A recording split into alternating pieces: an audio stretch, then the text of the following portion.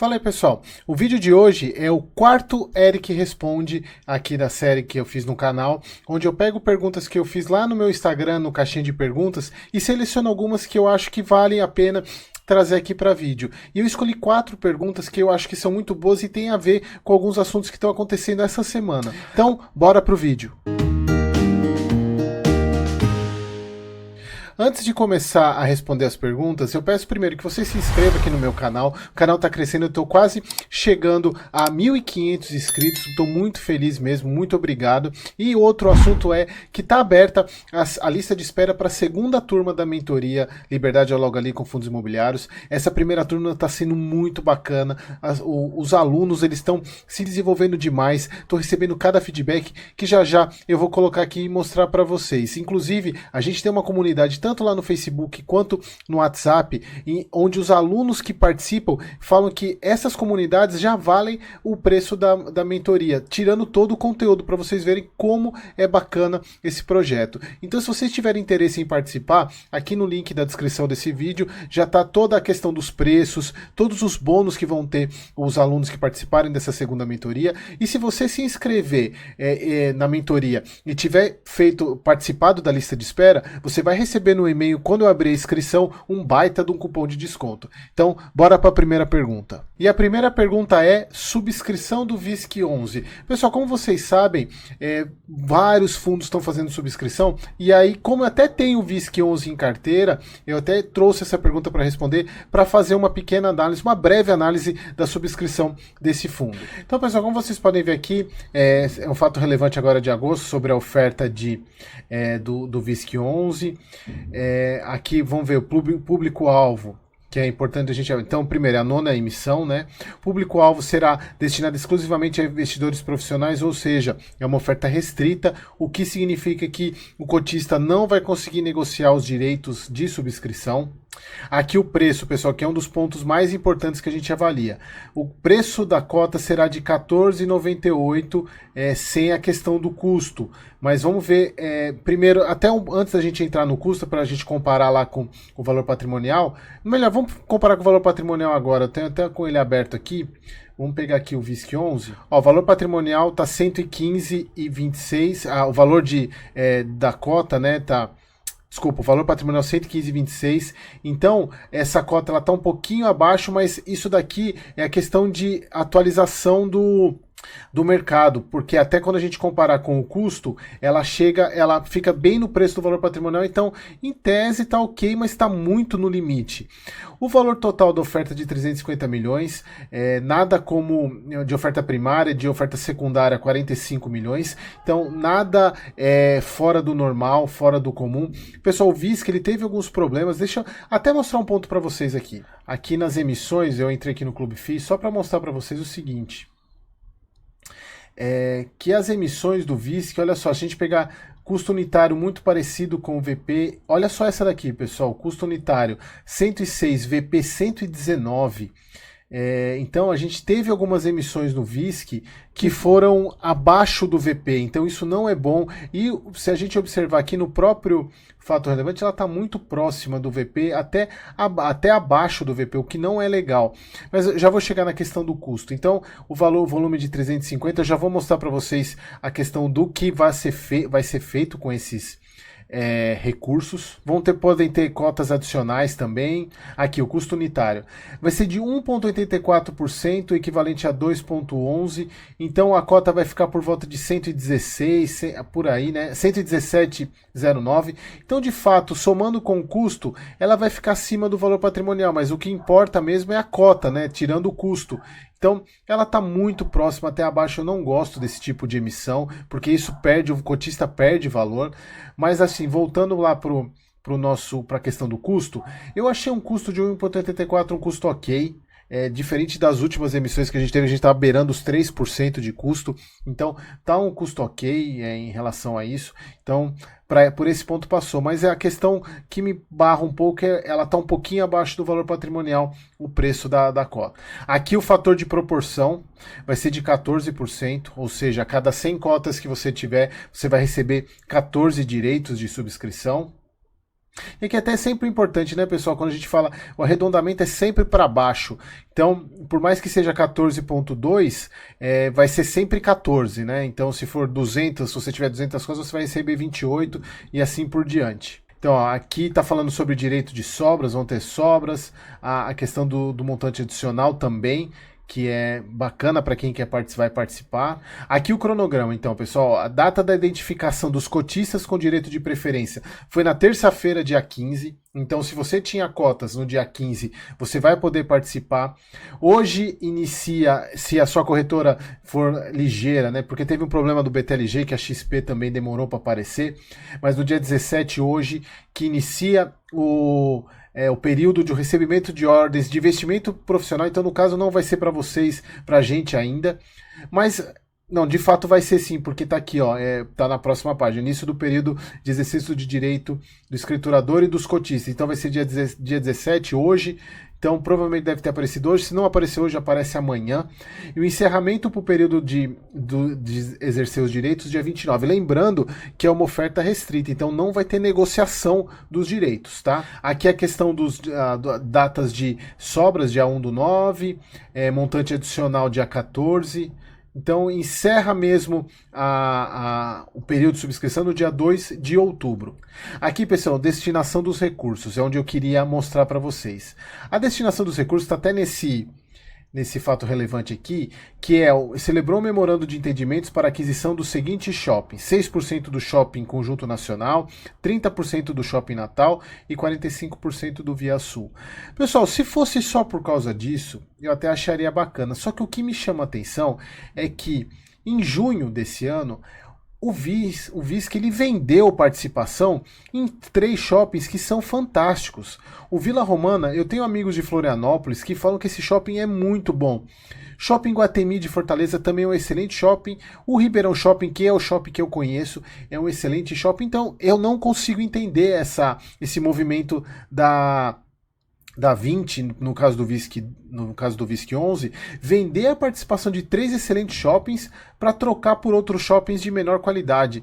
Não dá para entender assim. Por isso até que esse é um dos motivos que, por mais que eu seja cotista, faz muito tempo que eu não invisto. Eu tinha até pensado em voltar, mas esse tipo de movimento me faz querer sair ainda mais e provavelmente eu vá sair desse fundo, porque eu não gosto desse tipo de movimentação. Já não é de hoje que a gestão da 20 não me agrada. Inclusive, eu até falei no vídeo de terça sobre a questão da venda da CSHG, e a VISC, a 20, né, no caso, ela é uma das gestoras, administradoras que pode comprar a CSHG, e eu deixei bem claro para vocês, se for ela que comprar a CSHG, provavelmente eu vou sair de todos os fundos, porque eu não gosto dessa gestão, cada vez mais me desanima a continuar investindo nela. Eu até tenho uma aula na mentoria que é sobre a venda de fundos, é uma única aula lá no último módulo sobre venda, porque o fundo imobiliário, o ideal não é vender, e se sempre comprar, mas alguns pontos de gestão que fazem me vender as cotas e provavelmente eu vá sair do VISC 11. Então, tá aí foi uma análise curta, rápida dessa emissão do VISC 11. Então, bora para a próxima pergunta. A próxima pergunta é a seguinte: DEVA nesse preço é compra? Pessoal, assim, nos vídeos eu não gosto de fazer análises mais complexas, mas eu tenho 2 vídeos aqui no canal que eu vou deixar aqui nos cards, e link na descrição desses 2 vídeos, onde eu fiz umas contas e analisei algumas questões do DEVA 11, achei que algumas quedas estavam exageradas. No segundo vídeo, o DEVA tinha subido mais de 50%, mas vamos dar uma olhada no último relatório do DEVA, para a gente poder avaliar se de fato ainda a gente está com uma queda exagerada. Então, pessoal, assim como eu fiz nos outros vídeos, eu peguei lá no relatório gerencial, esse aqui é o último que eu tenho acesso, que é o de junho de 2013, então tá bem defasado, já precisa sair o próximo relatório, mas já dá pra gente ter uma ideia. Então, primeiro, quanto que tá a cota do mercado? Se a gente for observar aqui, no momento que eu fiz aquele vídeo, que a cota chegou a 44, eu tinha falado que estava exagerado, e de fato ela subiu quase 50%, até o título do vídeo é subida de 50%, não foi achismo, nada, de fato dava previsto que isso ia acontecer, porque estava exagerada a queda. Mas nesse caso agora, olha só, de lá para cá, o fundo ele caiu quase 30%, né? Se a gente observar aqui de novo, ó, 30%. 27,17, fechando a 48,86. Então, pessoal, como é que eu faço as contas? Vamos lá pro relatório gerencial para mostrar para vocês o que eu fiz.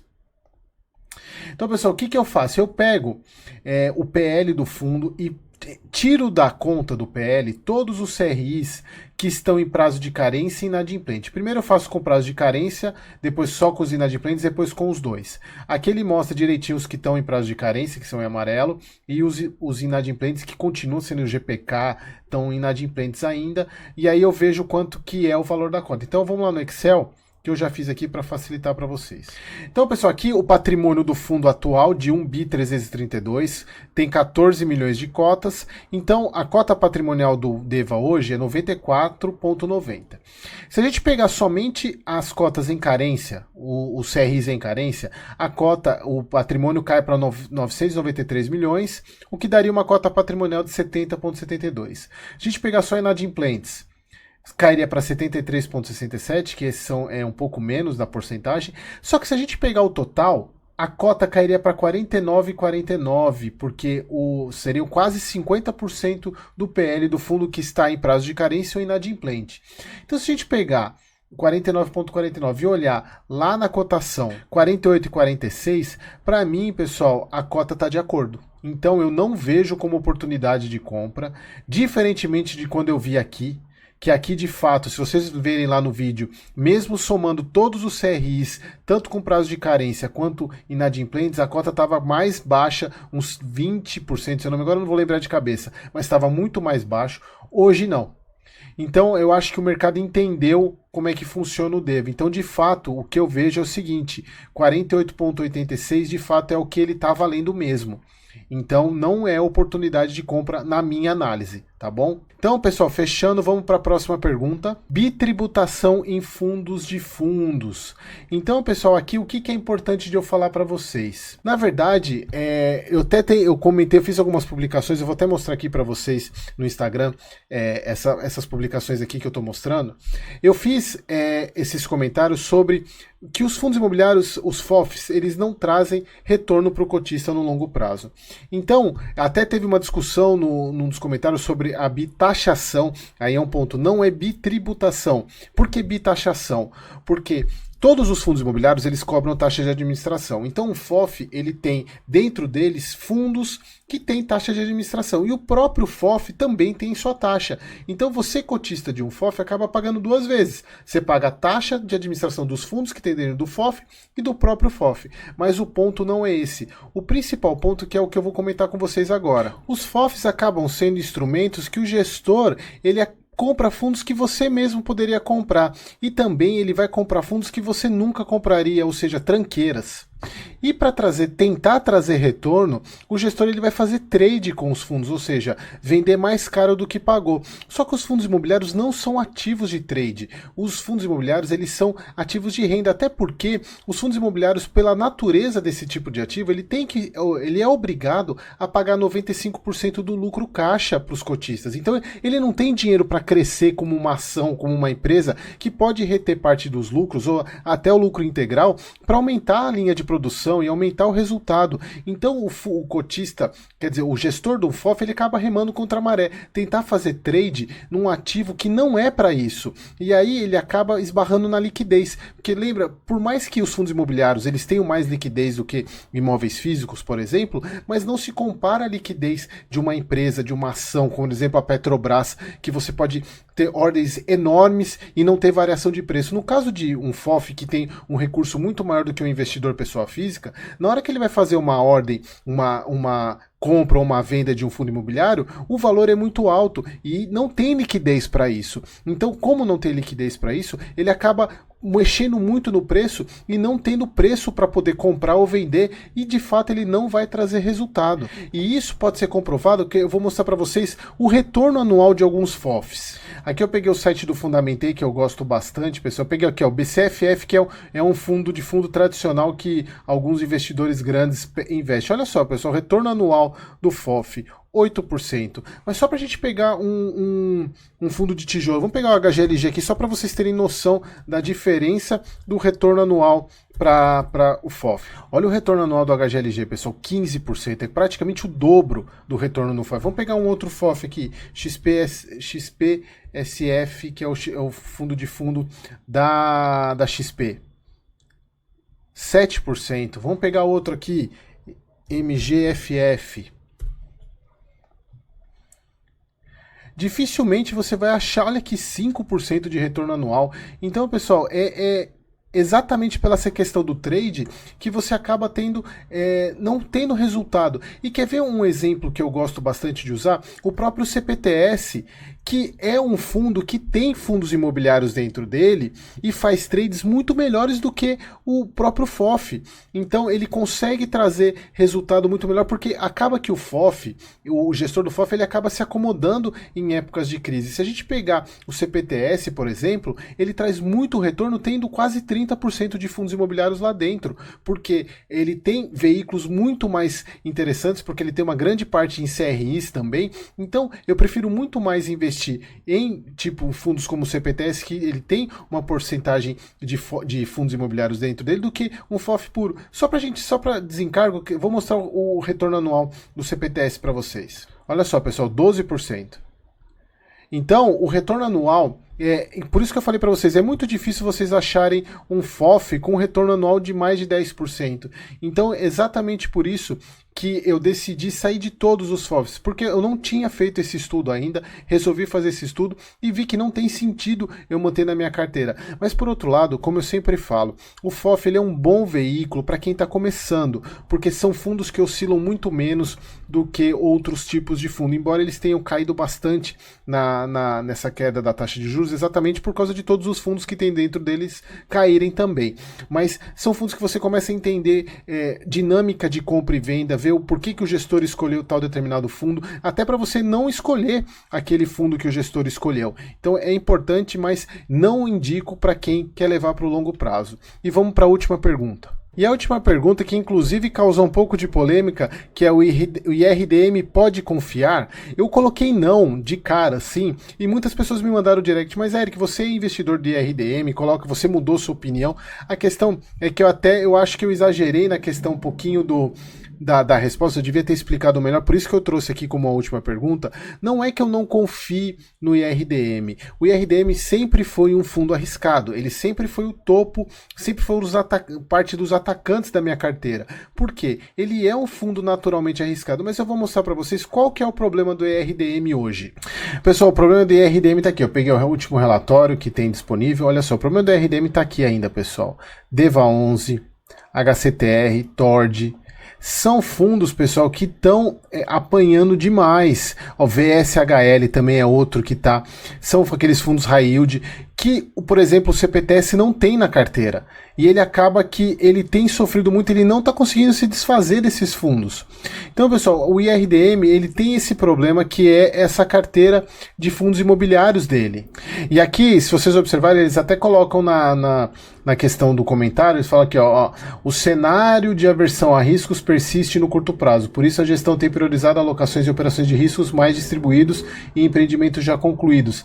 Eles até colocam as operações inadimplentes, as que foram reestruturadas a fim de prover a carência para o devedor, têm sido continuamente monitoradas e a iniciativa tem obtido alguns êxitos, mas ainda tem muita questão que precisa ser resolvida e o fundo ele tem apanhado com isso, embora ele tenha pago rendimentos excelentes, ele tem melhorado a questão dos rendimentos, e o fato dele ter uma posição muito grande em PCA do fundo, por isso que ele é muito parecido com o CPTS, a tendência é melhor, inclusive pela notícia que saiu essa semana do aumento do preço da gasolina, que de fato isso já era previsto que ia acontecer, que estava muito defasado em relação ao preço internacional. Então isso vai aumentar provavelmente quase em 1% o PCA nas próximas medições. Então isso significa que os fundos atrelados ao IPCA, como é o caso do RDM, devem pagar mais rendimentos, o que talvez dê uma aliviada no fundo, porque esses fundos, o IRDM, além de ter essa questão